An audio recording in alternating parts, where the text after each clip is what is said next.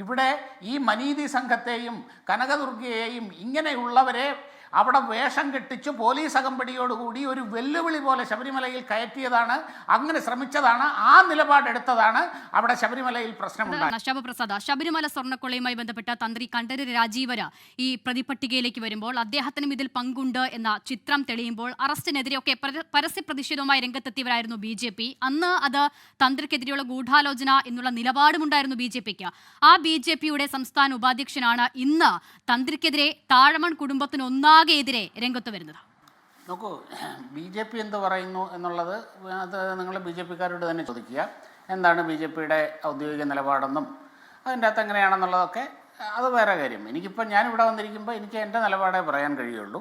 ആ തുടക്കം മുതൽ തന്നെ എൻ്റെ നിലപാട് ഞാൻ ഈ പറഞ്ഞതുപോലെ, അതായത് ഇതിൻ്റെ അകത്ത് തന്ത്രിക്കും ഉത്തരവാദിത്വമുണ്ട്, അത് കേവല ധാർമ്മിക ഉത്തരവാദിത്വം മാത്രമല്ല എന്നുള്ളതിൻ്റെ അകത്ത് എൻ്റെ നിലപാടിൽ അതാണ് എൻ്റെ നിലപാട്. അതിൻ്റെ അകത്ത് ഞാൻ ഉറച്ചു നിൽക്കുകയും ചെയ്യുകയാണ്. ഒരു ക്ഷേത്രത്തിൻ്റെ പരമാധികാരി അല്ലെങ്കിൽ ആ ക്ഷേത്രത്തിൻ്റെ ലാസ്റ്റ് വേർഡ് എന്ന് പറയുന്നത്, പ്രത്യേകിച്ച് ഇതിൻ്റെ ആത്മീയ ആചാര ക്രമങ്ങളിലൊക്കെയുള്ള ആ ലാസ്റ്റ് വേർഡ് എപ്പോഴും തന്ത്രിയുടേതാണത്. തന്ത്രി എന്ന് പറയുന്നത് ദേവതയുടെ പിതൃസ്ഥാനീയനാണ് തന്ത്രശാസ്ത്ര വിധി പ്രകാരം.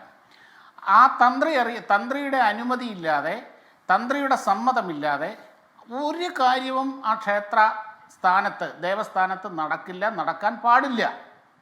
അപ്പോൾ തൻ്റെ കൺമുമ്പിൽ ഇത്ര വലിയ ഒരു അനീതി നടക്കുന്നത് തന്ത്രി അറിഞ്ഞില്ല, കണ്ടില്ല എന്ന് പറയുന്നതിൻ്റെ അകത്ത് യാതൊരു അടിസ്ഥാനവുമില്ല, തന്ത്രിക്ക് ഇതുമായി ബന്ധപ്പെട്ട് എന്തെങ്കിലും പങ്കുണ്ടോ എന്നുള്ളത് വാസ്തവത്തിൽ മറ്റൊരു വിഷയമാണ്. അതുമായി ബന്ധപ്പെട്ട് ഒരുപാട് ചർച്ചകൾ നമ്മൾ നടത്തുകയും ചെയ്തു. ഇവിടെ ഇപ്പോൾ തന്ത്രി കണ്ഠരര് രാജീവര ആ പ്രതിപട്ടികയിലേക്ക് വരുന്നു. അതിനു മുൻപും താഴമൺ കുടുംബവുമായി ബന്ധപ്പെട്ട് ഒരുപാട് ആരോപണങ്ങൾ ഉണ്ടായിട്ടുണ്ടല്ലോ. ഇപ്പോൾ താങ്കൾ തന്നെ പറഞ്ഞതുപോലെ ശബരിമല ശാസ്താവിന്റെ പിതൃസ്ഥാനീയർ എന്ന് ഉള്ള നിലയിൽ നിൽക്കുന്ന ആ കുടുംബം, അപ്പോൾ ആ കുടുംബം ഒന്നാകെ ഈ പശ്ചാത്തലത്തിൽ മാറി നിൽക്കണം എന്നുള്ള ഒരു പ്രസ്താവന, അതിന്റെ അടിസ്ഥാനത്തിൽ തന്നെയാണല്ലോ ഇപ്പോഴത്തെ രാഷ്ട്രീയ വിവാദങ്ങൾക്ക് ഉയരുകയും ചെയ്തത് ശ്രീ ഷാബു പ്രസാദ്. അപ്പോൾ ഒരാൾ മാറുമ്പോൾ, മുൻപ് തന്ത്രി മോഹനർക്കെതിരെ ആരോപണം വരുമ്പോൾ അദ്ദേഹത്തിന്റെ മകനെ നിർദ്ദേശിക്കുന്നു, ആ നിലയിലേക്ക് കാര്യങ്ങൾ മാറുന്നു. ഇവിടെ ഇപ്പോൾ കണ്ഠരര് രാജീവർക്കെതിരെ ആരോപണങ്ങൾ വരുമ്പോൾ മകനെ നിർദ്ദേശിക്കുന്നു കണ്ഠരര് രാജീവർ തന്നെ. അതിനെതിരെയാണല്ലോ ഇപ്പോൾ ഈ കോലാഹലമൊക്കെ നടക്കുകയും ചെയ്തത്. അപ്പോൾ തന്ത്രി പ്രതിയാകുന്നു എന്നതുകൊണ്ട് ആ കുടുംബത്തെ ഒന്നാകെ മാറ്റി നിർത്തണോ എന്നുള്ളതാണ് ചോദ്യം. അല്ല, എന്താന്ന് വെച്ച് കഴിഞ്ഞാൽ ഇതിൻ്റെ അകത്ത് തെളിയിക്കേണ്ടത്, അതായത് അഗ്നിശുദ്ധി വരുത്തേണ്ടത് തങ്ങൾ നിരപരാധികളാണ് എന്ന് അഗ്നിശുദ്ധി വരുത്തേണ്ട ഒരു ധാർമ്മിക ബാധ്യത തന്ത്രിക്കും തന്ത്രി കുടുംബത്തിനുമുണ്ട്. അതുകൊണ്ട് തന്നെ ഞങ്ങൾ തൽക്കാലത്തേക്ക് മാറി നിൽക്കുന്നു എന്ന് അവർ സ്വയം പറയേണ്ടതാണ്. അതിനുശേഷം ഇനിയും കേസുകൾ കഴിഞ്ഞു അവർ നിരപരാധികളാണ് എന്നുണ്ടെങ്കിൽ ആകാം. അതാണ് വേണ്ടത് ഇതിൻ്റെ അകത്ത്. കാര്യം ഇത് ലക്ഷക്കണക്കിന് വിശ്വാസികളുടെ ഹൃദയത്തിൽ തൊടുന്ന സ്പർശിക്കുന്ന കാര്യമാണിത്. അത് ഇതിന് നിയമപരമായി അവരോട് ആവശ്യപ്പെടാൻ ഇതിനാർക്കൊക്കെ അധികാരമുണ്ട്, ആർക്കൊക്കെ കഴിയും എന്നുള്ളത് വേറെ കാര്യം. പക്ഷേ ഇങ്ങനെ ഒരു വലിയ ആരോപണം തന്ത്രിക്കെതിരെയും തന്ത്രി കുടുംബത്തിനെതിരെയും നിലനിൽക്കുന്നതിനാൽ ഈ കുടുംബത്തിനെ തൽക്കാലം ഈ തന്ത്രത്തിൽ നിന്ന് ഒഴിവാക്കണം എന്ന് അവർ ആവശ്യപ്പെട്ടാൽ അത് അവരുടെ തന്നെ ആ ഒരു സ്റ്റേറ്റസിന്, അവരുടെ സ്റ്റേച്ചറിന് തന്നെ വലിയ കാര്യമാണത്. തീർച്ചയായിട്ടും ആ ധാർമ്മികതയുടെ വലിയൊരു ഉദാഹരണമായിട്ട് മാറും. അത് അവർ ചെയ്യേണ്ടതാണ് എന്ന് തന്നെയാണ് എന്റെ നിലപാട്. ഷാബു പ്രസാദ്, ക്ഷേത്ര തന്ത്രിമാരെ തലസ്ഥാനത്ത് നിന്ന് മാറ്റാൻ ക്ഷേത്ര ഉടമകൾക്ക് അവകാശമുണ്ട് എന്ന് ഹൈക്കോടതിയുടെ ഒരു ജഡ്ജ്മെന്റ് ഉണ്ട് 2025. അപ്പോൾ ഈ തന്ത്രി സമാജം തന്നെ കൊടുത്ത കേസിലാണ് ആ ഉത്തരവ് വരുന്നത്. ഇവിടെ ശബരിമല ക്ഷേത്രത്തിന്റെ ഉടമ എന്ന് പറയുന്നത് ദേവസ്വം ബോർഡാണ്. അപ്പോൾ ഈ താഴമൺ കുടുംബത്തെ തന്നെ മാറ്റാനുള്ള തീരുമാനം ആത്യന്തികമായി ദേവസ്വം ബോർഡിന് കൈക്കൊള്ളാം. പക്ഷേ ഇവിടെ ഇപ്പോൾ ഒരു തന്ത്രി നിയമനത്തിലടക്കം അത് ഹൈക്കോടതിയിലേക്ക് വിടുകയാണ് ദേവസ്വം ബോർഡ് ചെയ്യുന്നത്. മുൻപ് കഴിഞ്ഞ സീസണിൽ പക്ഷേ ഇതേ നിയമനം അവിടെ ഉണ്ടായിട്ടുമുണ്ട്. അപ്പോൾ വിവാദങ്ങളുടെ പശ്ചാത്തലത്തിൽ കൈയൊഴിയാനുള്ള തീരുമാനമാണ്. നോക്കൂ, ഞാൻ ചോദിക്കാൻ ശ്രമിക്കുന്നത്, അങ്ങനെ ഒരു തീരുമാനത്തിലേക്ക് ദേവസ്വം ബോർഡ് എത്തിയാൽ ശ്രീ ഷാബു പ്രസാദ് വെറുതെ ഇരിക്കുമോ ഈ പറയുന്ന ആളുകൾ എന്നുള്ളതാണ്. അപ്പോൾ ആ നിലയിൽ ദേവസ്വം ബോർഡ് തീരുമാനിച്ചിട്ട് അങ്ങനെ ഒരു മാറ്റം അത് വരുത്തട്ടെ എന്ന് ദേവസ്വം ബോർഡിന് തീരുമാനിക്കാൻ പറ്റുന്ന ഒരു സാഹചര്യം നിലവിൽ കേരളത്തിലുണ്ടോ? തീർച്ചയായിട്ടും ഉണ്ട്. ദേവസ്വം ബോർഡിന് അതിനുള്ള അധികാരമുണ്ട്. അവർക്കത് ചെയ്യുകയും ചെയ്യാം, അവരത് ചെയ്യുകയും ചെയ്യണം എന്ന് തന്നെയാണ് എൻ്റെ അഭിപ്രായം. പിന്നെ ഇവിടെ ബഹുമാനപ്പെട്ട അക്കിരമൺ കാളിദാസ ഭട്ടതിരിപ്പാട് ഈ ഹൈന്ദവ ഐക്യത്തിനെ കുറിച്ചൊക്കെ പറഞ്ഞു. എല്ലാവരും പൊതുവെ പറയുന്ന കാര്യമാണത്. ഞാൻ പറയുന്നത് ഇത് സത്യത്തിൽ തന്ത്രി സമാജത്തിൽ തന്നെ തുടങ്ങണം എന്ന് തന്നെയാണ്. ഇപ്പം ഇവിടെ പറഞ്ഞ ഇവിടെ ബഹുമാനപ്പെട്ട ശ്യാംകുമാറും പി കെ സജീവും ഒക്കെ പറഞ്ഞ കാര്യങ്ങളിൽ ഇവിടെ യാഥാർത്ഥ്യമുണ്ട്.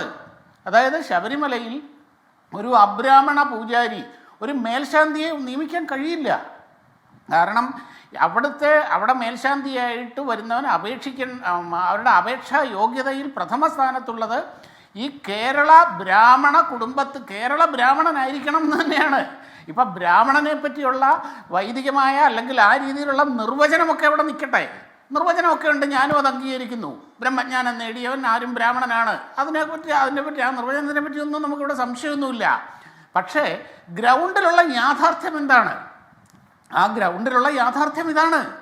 അവിടെ അബ്രാഹ്മണനായിട്ടുള്ള അല്ലെങ്കിൽ ജന്മം കൊണ്ട് അബ്രാഹ്മണനായിട്ടുള്ള എന്നാൽ ഈ പറഞ്ഞ പോലെ ബ്രഹ്മജ്ഞാനത്തിന് തുല്യമായ ഈ പൂജാവിധികളൊക്കെ അറിയാവുന്ന അതിന് യോഗ്യതയുള്ള ഒരു വ്യക്തിക്ക് ശബരിമലയിൽ മേൽശാന്തിയാകാൻ കഴിയില്ല. അതാണ് നിയമമാണ്. ഇവിടെ ഉള്ള കാര്യമാണ് പറയുന്നത്.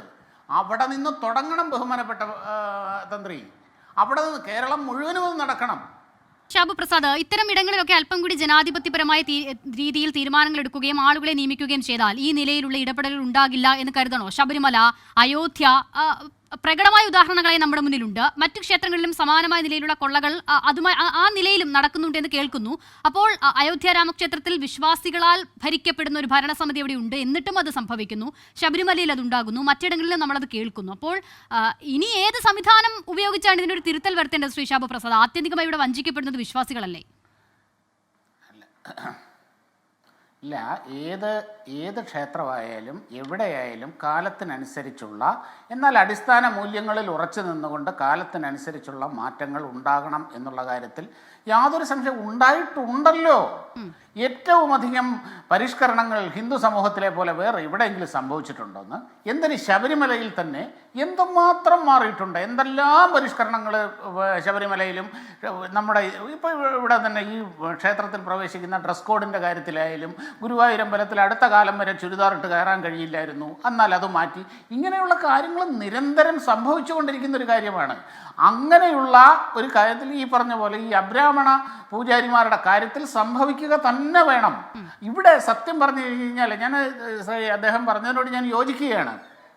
അതായത് ഇവിടെ ഹിന്ദു സമൂഹം തയ്യാറാണ് അബ്രാഹ്മണരായിട്ടുള്ള അല്ലെങ്കിൽ ഈ പറഞ്ഞ പോലെ ബ്രാഹ്മണരായിട്ട് ജനിക്കാത്തവരെ, അതായത് നമ്പൂതിരിമാരായിട്ട് ജനിക്കാത്തവരെ പൂജാരിമാരായി സ്വീകരിക്കാൻ, ശാന്തിക്കാരായി സ്വീകരിക്കാൻ ഹിന്ദു സമൂഹവും ഭക്തസമൂഹവും തയ്യാറാണ്. പക്ഷേ അതിന് തയ്യാറാകാത്തത് ആരാണ്? ഈ കേരളത്തിലെ സർക്കാരാണ്. മാറി മാറി ഭരിച്ച സർക്കാരുകളാണ്.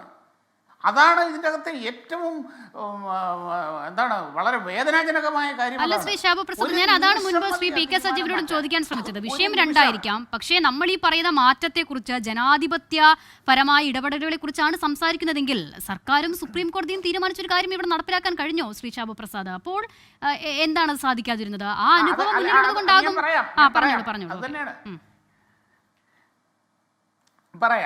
പറയാം. ഈ ശബരിമലയിലെ യുവതീ പ്രവേശന വിഷയത്തിൽ എന്താണ് സംഭവിച്ചത്? ശരിക്കും സുപ്രീം കോടതി പറഞ്ഞത് എന്തായിരുന്നു? ശബരിമലയിൽ യുവതികൾക്കും പ്രവേശനം ആകാം, അത് പ്രവേശിപ്പിക്കണം എന്നല്ല പറഞ്ഞത്, ആകാം. അവിടെ സർക്കാരിന് ഒരൊറ്റ ജോലിയേ ഉണ്ടായിരുന്നുള്ളൂ.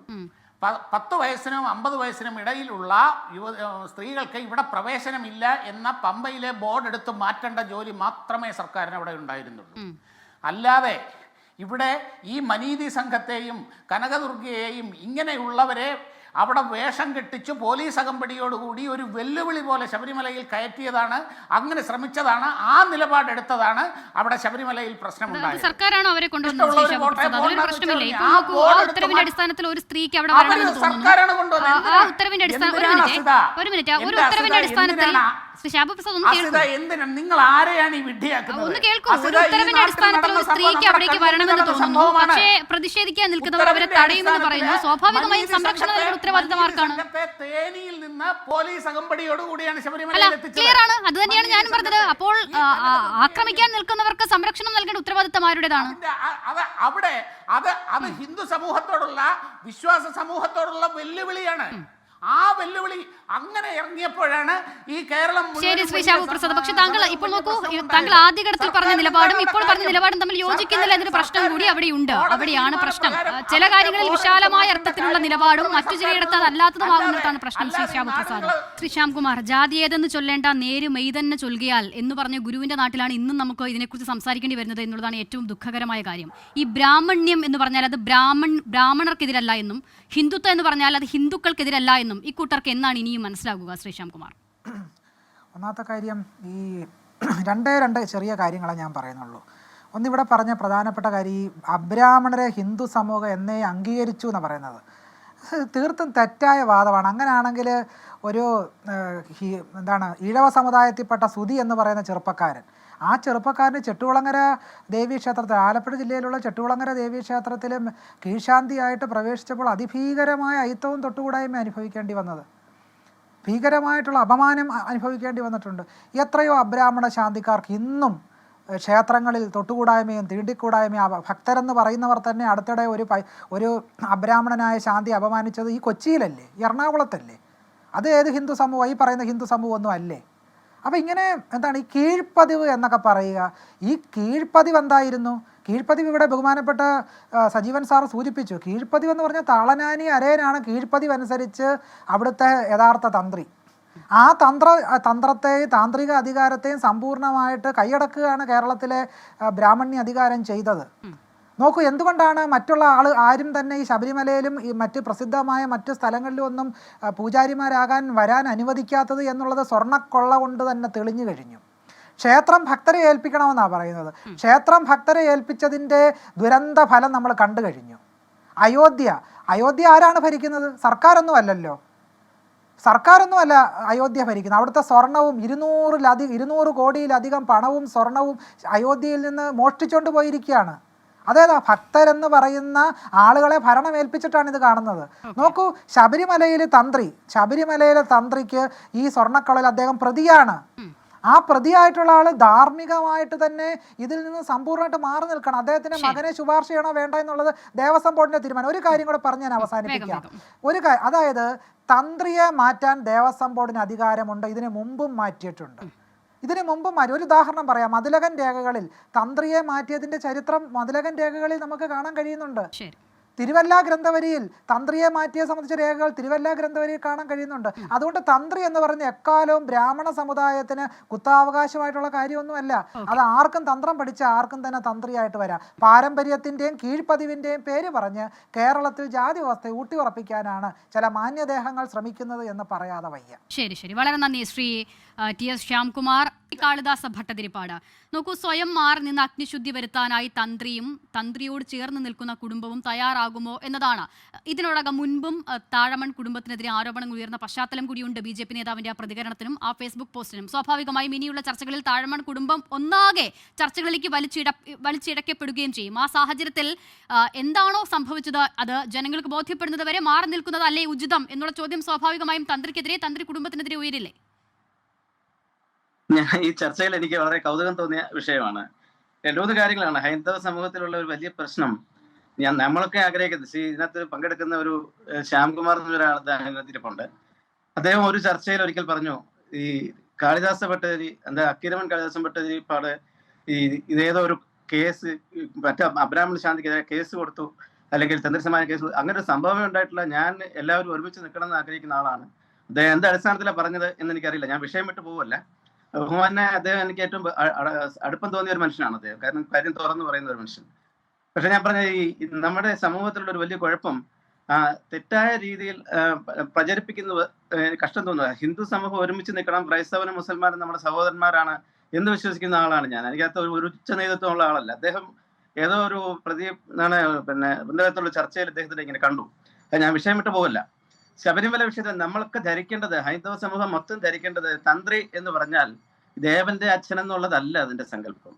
ശരിക്കും പറഞ്ഞാല് ഈ തന്ത്രശാസ്ത്ര വിധിപ്രകാരം കർമ്മം ചെയ്യുമ്പോൾ ആ കർമ്മം ചെയ്യുന്ന ഒരു ഗുരുസ്ഥാനമെന്നോ അല്ലെങ്കിൽ സ്വന്തം മാനസികമായ ആത്മസമർപ്പണമാണല്ലോ ഈ കർമ്മത്തിലുള്ളത്. അപ്പൊ അങ്ങനെ കർമ്മം ചെയ്യുന്നവരെ ഈ തന്റെ സ്വന്തം എന്ന് വിചാരിച്ചു വേണം ചെയ്യാൻ എന്നുള്ളത് കൊണ്ട് മാത്രമല്ല ദേവന്റെ അച്ഛനെന്നോ ഒക്കെ പറയുന്നതിനകത്ത് യുക്തി ഭംഗമുള്ള പോലെ എനിക്ക് തോന്നാറുണ്ട്.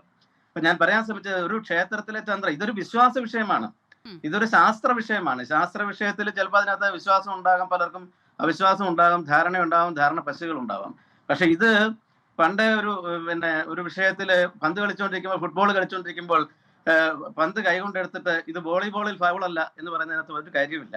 ഇതൊക്കെ ഓരോരുത്തരുടെ വിശ്വാസ വിഷയമാണ്. ആ വിശ്വാസ വിഷയങ്ങളിലേക്ക് അത് കൂടുതൽ ലളിതമാക്കി എടുക്കേണ്ടത് ആവശ്യം തന്നെയാണ്.